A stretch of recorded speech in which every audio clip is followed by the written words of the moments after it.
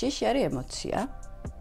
და არის ძალიან მნიშვნელოვანი ემოცია, ძალიან საჭირო ემოცია, იმიტომ რომ ეს შიში ჩვენს უსაფრთხოებაზე ზრუნავს, ესე ნეგატიური ემოცია ცუდი არ არის. პირიქით, ნეგატიური ემოციები ჩვენს უსაფრთხოებაზე ზრუნავენ. ემოციები არის ის მექანიზმები, რითაც ჩვენ სამყაროსთან ვურთიერთობთ და ფაქტობრივად ამ მექანიზმის გარეთ გამოსვლა დამოუკიდებლად არ შეგვიძლია და გაანალიზება. ძალიან ბევრი ადამიანი ურევს შიშს, დისკომფორტს და ფობიას. მაგალითად, ძაღლების შიში რო აქვთ ადამიანებს, ხო? ეს იწყება მაშინ, როდესაც მშობლები აშინებენ ბავშვებს. ან რაღაცა საშიშ შინაარსებს უქმნიან. ან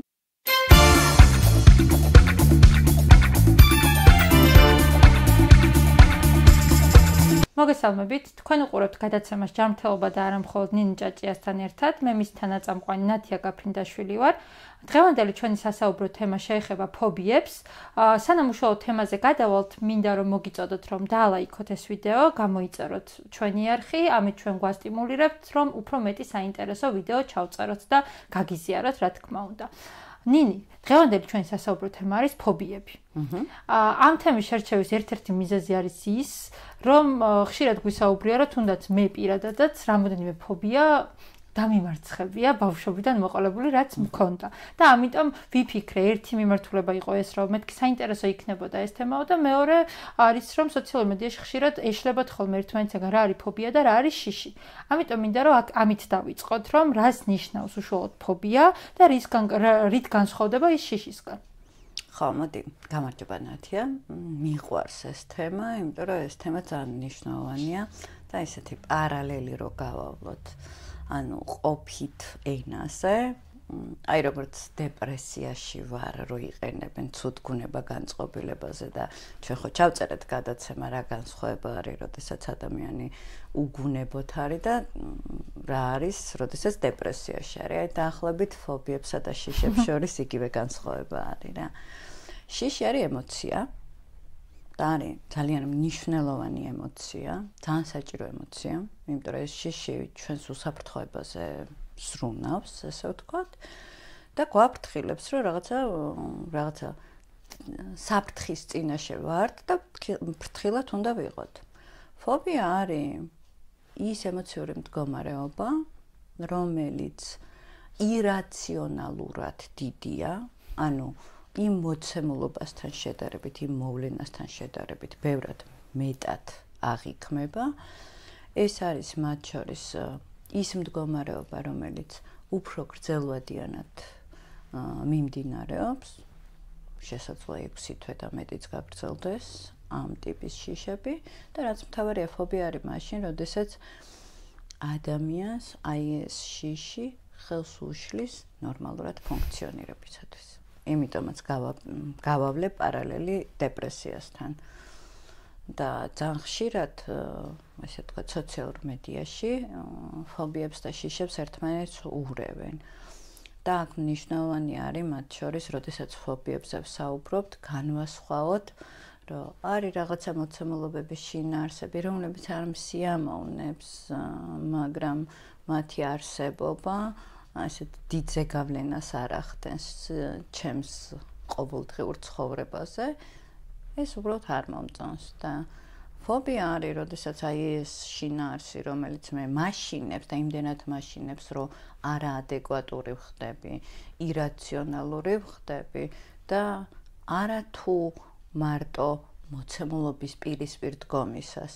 შეიძლება წარმოსახვის დროსაც, გაფიქრების დროსაც კი იგივე შემზარავი ემოციური დამოკიდებულება მიჩნდება ამ მოცემულობის მიმართ.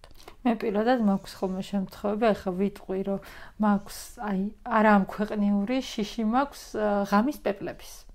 ხო, ძალიან საინტერესოა. ვიცი შინაარსობრივად ის, რომ ან ღამის პეპლამ რა უნდა დამიშავოს თვითონაც 3 დღის სიცოცხლე აქვს და ასე შემდეგ და პირიქით უფრო მეტად ირაციონალური ვხდები და უფრო მეტად მაღიზიანებს თუ ამას მეუბნებიან. იმიტომ რომ მე როდესაც ოთახში შემომიფრინდება პირობითად და ბავშვობიდან მოყოლებული სოფელში ვერ ვჩერდებოდი იქიდან გამომდინარე რომ ზაფხულში ყოველთვის ყველა კარს ვკეტავდი ზუსტად ამ მიზეზით რომ ოთახში არ უნდა შემოფრენილიყო და როცა მეუბნებიან რომ არ უნდა გეშნეს რა საშიშია მაგაზე უფრო ვღიზიანდები და მე მემართება მაგალითად თითქოს რაც არ უნდა შორს იჯდეს მგონია რომ ახლოს არის, ანუ თვალებში მიზუმდება, ასე რომ ვთქვათ, რომ ვლუპავ, რომ თითქოს ახლოს არის ის ყველაფერი და საერთოდ ვეღარაფერზე ვიღარ ვფიქრობ. ირაციონალურობა სწორედ ამაში არის, რომ ფობიის დროს ძალიან მკვეთრად ჩანს ადამიანის ირაციონალური დამოკიდებულება, ანუ თან სიმძაფრე არის, ხო, არაადეკვატური სიმძაფრე არის.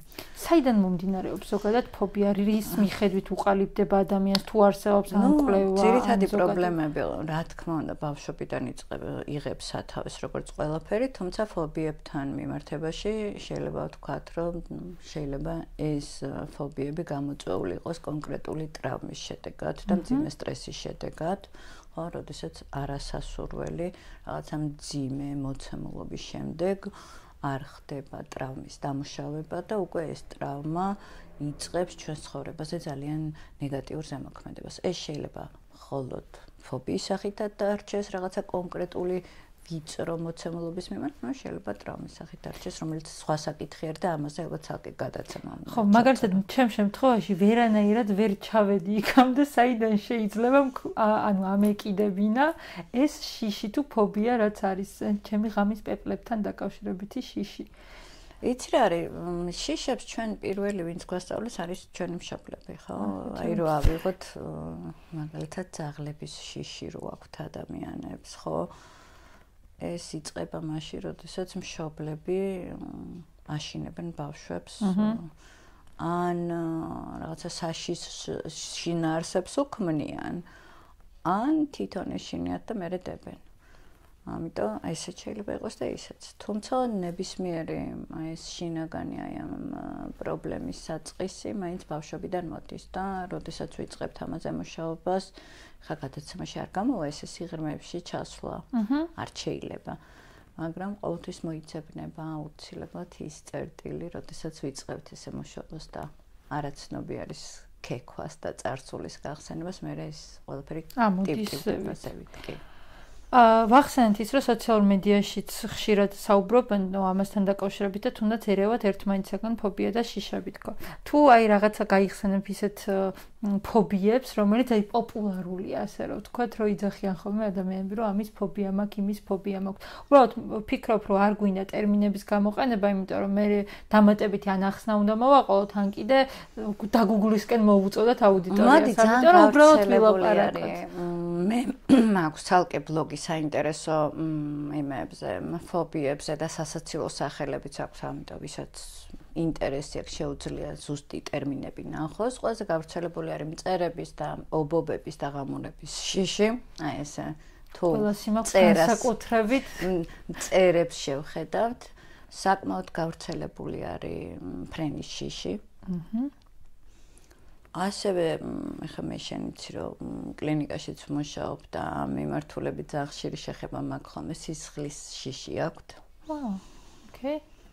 ნემსის შიშიც ალბათ მაგაში მიდის, ხო? ნემსი, არა, ნემსის შიში სხვა არის, სისხლის შიში სხვა არის. ერთი არის ნემსის შიში არის, როდესაც თვითონ ნემს ხედავ და მეორე არის სისხლის შიში, როდესაც თვითონ სისხლის შეიძლება საერთოდ არ იყოს შენი სისხლი, ხო? ოკეი, გასაგებია. ეს არის, ხა რაც მახსენდება. მე გამიგე რომ არსებობს მაგალითად ღილების შიშიც. ხო, ეს სასაცილო ფობიები ბევრი არის. ნუ ყველაზე ესეთი დაავადების მხრივ რაც არის, აგოროფობია არის. ხო, სივრცის შიში. ასევე ეს იპოქონდრიული ტიპები, როდესაც არიან დაავადების შიშები რო აქვთ, ესეც ფობიების ერთ-ერთი სპეციფიკური ფობიების ჯგუფს განეკუთვნება. მეტი არ მახსენდება ხა ისეთი გავრცელებული სიმართლე გითხრა. მე ვიცნობ ადამიანს ძალიან კარგად ვიცნობ, რომელიც აი მსგავსი სიმშვიდის და გაწონასწორებული ადამიანი იშვიათად შეიძლება შეხვდეს სამყაროში, მაგრამ საკმარისი არის ღამურად დაანახო თუნდაც ფოტო. რომ ხდება აბსოლუტურად არაადეკვატური. აი ღამურების შიში მაქედან გამახსენდა, ობობების შიში ჩემს შულს ჰქონდა და მაქედან გამახსენდა, სიმართლე გითხრა, აეროფობიაზე მე მყავდა ძალიან ბევრი კლიენტი და ამიტომ ვთვლი, რომ ძალიან გავრცელებული არის ამ მიმართულებით ეს თან მე მგონი რაც უფრო იხსნება საზღვრები, უფრო და უფრო ჩნდება რეალურად ამ მიმართულებით. ნუ აგორაფობია შფოთვითი აშლილობის ერთ-ერთი მიმართულება არის და ამ მიმართულებითაც საკმაოდ ბევრია. მოკლედ, თავარი არის რომ ვიცოდეთ, რომ შიში ცუდი არ არის და აქ მინდა ერთი ხაზი გაუსვა იმას, რომ ხშირად ნეგატიური ემოციები და ერთ-ერთი არის შიში, ხო ეს ნეგატიური ემოცია. მიაჩნიათ, რომ ცუდია. ნეგატიური ემოცია ცუდი არ არის. პირიქით, ნეგატიური ემოციები ჩვენს უსაფრთხოებაზე ზრუნავენ. და ის თუ ჩვენ რა რეაქცია გვაქვს ამ ნეგატიურ ემოციაზე, ეს ხდება ხოლმე პრობლემა და არა თვითონ მოცემულობა. შიში მე მეუბნება, რომ ფრთხილად ვიყო, მაფრთხილებს, რომ რაღაცა შინაარსთან მაქვს საქმე, რომელიც ჩემზე დიდია, რომელმაც შეიძლება საფრთხე შემიქმნას და ეს ემოცია უზრუნავს იმაზე, რომ ნინი უნდა გადარჩე ახლა და მოიმოქმედე რაღაცა. იმას არ მეუბნება, რომ ახლა ისტერიკაში ჩავარდი, ახლა რაღაცა სახე დაიხოკე, იტირე და ასე შემდეგ. ხო, ეს არის ჩვენი ინდივიდუალური რეაქციები კონკრეტულ მოცემულობაზე და კონკრეტულ ემოციაზე, ხო? იგივე არის სხვა ნეგატიური ემოციებიც. ანუ ერთი რაც მინდა, მე ვარ ესე ვთქვათ ემოციების ლობისტი, თქო, განსაკუთრებით ნეგატიური ემოციების ლობისტი. ნეგატიური ემოციებს რო ვიძახით, არ ნიშნავს, რომ ცუდია. ნეგატიური ემოციები, იმიტომ ქვია, აი ამ ესე ვთქვათ შინაარსით, რომ ნეგატიური ემოციები გვაფრთხილებენ ჩვენს ცხოვრებაში არსებული შესაძლო ნეგატიური მოცემულობების შესახებ. და ბევრად უფრო მნიშვნელოვანია ვიდრე პოზიტიური, იმიტომ რომ ჩვენი სიცოცხლის დაცვის უსაფრთხოებაზე ზრუნავენ. უნდა მოვუსმინოთ ამ შემთხვევაში ნეგატიურ ემოციებს და ადეკვატური რეაქციები გქონდეს. თუ რეაქციები გვაქვს არაადეკვატური, ემოციური ინტელექტი გვაქვს გასავითარებელი. შეიძლება თუ არა, ბოლო კითხვას დავსვამ, ფობიის დამარცხება საბოლოოდ. ანუ კი, რა თქმა უნდა შეიძლება. და როგორ ხდება? ნუ შეიძლება ვთქვათ, რომ თერაპიის ამბავია ალბათ უფრო მეტად, მაგრამ ანუ საიდან უნდა დაიწყოს ამაზე მუშაობა? ერთი ვიცით, რომ ფსიქოლოგთან უნდა მივიდეს, მაგრამ რეალურად საიდან უნდა დაიწყოს, ან როგორ უნდა დააიდენტიფიციროს და როგორ უნდა ეცადოს ადამიანი, რომ მოიშოროს? დამოუკიდებლად ფობიების დამარცხება არ ხდება, იმიტომ რომ ემოციები არის ის მექანიზმები, რითაც ჩვენ სამყაროსთან ვურთიერთობთ და ფაქტობრივად ამ მექანიზმის გარეთ გამოსვლა დამოუკიდებლად არ შეგვიძლია და გაანალიზება. განსაკუთრებით, როდესაც ნეგატიურ მოვლენებთან გვაქვს საქმე, ამ დროს ფოკუსი მხოლოდ ნეგატიურ შინაარსზე არის ხოლმე ჩვენი ფსიქიკის და აქედან გამოსვლა დამოუკიდებლად რთულია. მაშინ ფობია არ იქნებოდა, ხო? ფობიაზე, როდესაც ვსაუბრობ, რა ვთქვი პირველი, ირაციონალურია და არაადეკვატურია მოცემულობასთან შედარებით. ამიტომ ამ მიმართულებით ფსიქოთერაპევტები, სხვადასხვა მიმართულების ფსიქოთერაპევტები ძალიან კარგად მუშაობენ. დამარცხება შეიძლება. მე ვიცახი ხოლმე, რომ მე არ მიყვარს ესე წინასწარ თქმა, რომ აი ამას ჩვენ აუცილებლად განვკურნავთ, ეს სიტყვაც არ მიყვარს. მე მიყვარს სიტყვა რემისია. ჩვენ შეიძლება რემისიაში შევიყვანოთ ეს ჩვენი ნეგატიური მოცემულობები, მათ შორის ფობიაც, ისე რომ ამ შიშმა ამ სახით, ამ ნეგატიური სახით ჩვენს ცხოვრებაზე ზემოქმედება აღარ იქონიოს ნეგატიური და ჩვენ შევძლოთ დამოუკიდებლად, მშვიდად, ჰარმონიულად ცხოვრება გარემოში ყოველგვარი ირაციონალური და არაადეკვატური, ასე ვთქვათ, განწყობების და შიშების ფონზე. მითია თუ რეალობა ის, რომ ფობიის დამარცხებისთვის საჭირო რომ პირდაპირ დადგე იმ შიშთან. მაგალითად, ამ ჩემთვისაც ხშირად უთქვამთ ის, რომ პირობითად უნდა ჩაგკეტო პეპლებით სავსე ოთახში და ნახე თუ არ დაამარცხებ, რომ მიხვდები, რომ ისეთი საშიში არ არის, როგორც რეალურად გეჩვენება. იმიტომ რომ არის ეს არა, მოდი ესე ვიტყვი, რომ აუცილებლად ნებისმიერ შიშთან, ნეგატიურ მოცემულობასთან როცა ვმუშაობთ, ხო გატესტო, ესე ხდება რეალურად. თუ არ გავწომით, ვმუშაობთ რაღაცა საკითხებზე, მაგრამ პირველივე ჯერზე და დასაწყისშივე რომ ეხლა მოდი იცი რა არის ესე დავამარცხოთ ესე ფობია რომ რავი წყალში წყლის შიში მაგალითად ხო ეხლა გამახსოვს ჩავაგდებ წყალში და ცურვას ისწავლი ეს არ შეიძლება იმიტომ რომ ფობიის დროს ჩვენ არაადეკვატურები ვხდებით და ერთ-ერთი მოცემულობა რომელიც აქვთ ხოლმე ადამიანებს არის მთლიანი გაშეშება და ამან შეიძლება ძალიან დიდი ტრავმა, სტრესი და შეიძლება ფატალურ შედეგამდეც მიიყვანოს ადამიანი. ამიტომ პირველ ჯერზე ეს რა თქმა უნდა არ ხდება, თუმცა მე ვეძახი ხოლმე რომ ისე არ მარცხდება დემონი, სანამ შუბლით არ დაეჯახები. უბრალოდ თერაპიის პროცესში აი ამი შენი გაძლიერება ხდება, ესე ვთქვათ, წვრთნა ხდება ისე, რომ შენ შეძლო სპარინგზე გამოიწვია შენი ფობია. თუ არ გაწუხებს, არც არის საჭირო, ხო ის? მე სულ მაგას ვიძახი, ანუ ესეო ადამიანებს სულ ვიღაცებს რაღაცა პრობლემები აქვთ. ფსიქოთერაპიას ადამიანმა უნდა მიმართოს მაშინ, თუ ატყობს, რომ მისი ცხოვრების ხარისხი გაუარესებულია კონკრეტული რაღაცა მოცემულობის გამო. თუ არ გიშლის ხელს, კონდეს რა დაიცხოვრე. ხო, ეხლა მაგაზე ვფიქრობ, რომ რეალურად რაც არ უნდა დავიწყო იმაზე მუშაობა, რომ პირობითად პეპლების აღარ მეშინოდეს, ბოლო მომენტი მაინც მაშინებს, რომ რეალურად უნდა აღმოჩნდე იმის პირისპირ, ამიტომ არა, მოდი ესე ვთქვათ, დისკომფორტი შეიძლება გქონდეს, ანუ როდესაც ჩვენ ფობიებზე ვსაუბრობთ, ამიტომ ახსენე, რომ ერთი არის ფობია და მეორე არის ზიზღი და რაღაცა დისკომფორტის განცდა. დისკომფორტი შეიძლება გქონდეს, რაღაცა თლად ვერ შეიყვარო ეს შინაარსი, მაგრამ როდესაც ფობიის დამარცხებაზე ვსაუბრობთ, ეს ნიშნავს იმას, რომ ადამიანი კონკრეტულ შინაარსთან მიმართებაში ხდება რაციონალური. როგორც მე გავხდი ძაღლების ხო, აი ევა როგორ გეფერება და როგორ ხვდება ხოლმე, ხო? ეს არის თორე ეს იმას არ ნიშნავს, რომ რაღაცა შენ გადაირევი და ქუჩაში შენთან რაღაცა ძაღლი რომ მოვა, გაგეხარდება და ჩაეხუტებ. კი, და ზუსტად დასაწყისში რომ ამბობდი, რომ რაღაცები არის დასწავლილი უნარებია, ჩემთვის ძაღლების შიში ეგეთი უნარი იყო, იმიტომ რომ ჩემ მშობლებსაც ეშინოდათ და არასდროს არ მქონია ესეთი პირდაპირ კომუნიკაცია ძაღლებთან. სანამ მე თვითონ არ აღმოჩნდი ერთ-ერთზე რაღაც სიტუაციაში და მივხვდი, რომ ძაღლების შიში უბრალოდ რაღაცა თითქოს გამოგონილივე იყო. და მანამდე მეგონა რომ ჩვეულებრივი ფობია იყო ჩემთვის. ხო, ანალოგიურად ეხლა რომ გისმენდი, ჩემ შემთხვევაში ფობია მეგონა სტომატოლოგის შიში და რეალურად აღმოჩნდა რომ ეს ფობია არ ყოფილა, ეს იყო უბრალოდ შიში და დისკომფორტი, რაც თვითონ სტომატოლოგიურ კაბინეტში შეიძლება შემქმნოდა, ნერვიულობა, რომელიც დღემდე მაქვს, მიუხედავად იმისა, რომ 2 წელია ბრეკეტი მიკეთია, ამიტომ ეს არ ყოფილა ფობია, მაგრამ მე ვეძახდი რომ ფობია იყო. ხო, ანუ ძალიან საინტერესო ეპიზოდი გამოვიდა ეხლა ეს. ძალიან ბევრი ადამიანი ურევს შიშს, დისკომფორტს და ფობიას. ფობია არის ძალიან მწვავე რეაქცია, ირაციონალური რეაქცია კონკრეტული შინაარსის მიმართ, რომლის დროსაც შეიძლება ძალიან არაადეკვატურად მოვიქცეთ და რომელიც ჩვენს ყოველდღიურ ცხოვრებაში ფუნქციონირებაში გვიშლის ხელს.